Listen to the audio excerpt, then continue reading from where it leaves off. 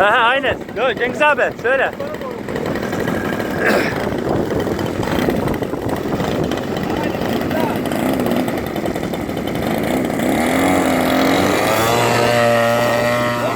Harika var ya. Kaldı süperdi.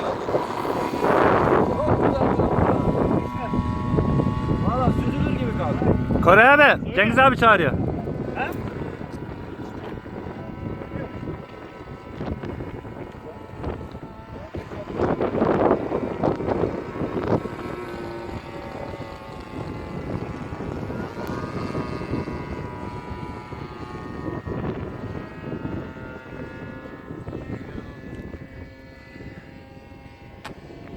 Güzel tuş ya.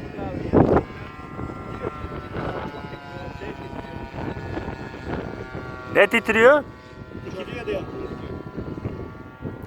O zaman öne verin abi. Rüzgara gir Cengiz abi, %50 gazla.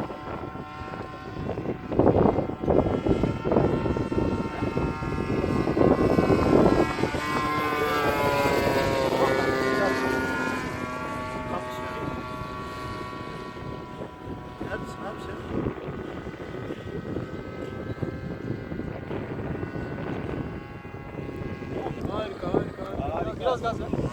Tamam çok ver.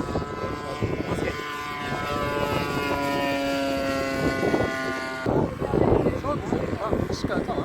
Çok iyi çok iyi.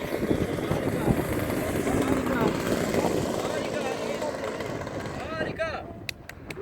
Çok güzel, çok güzel. Cengiz abi bravo. Evet Cengiz abi bir şey söyle.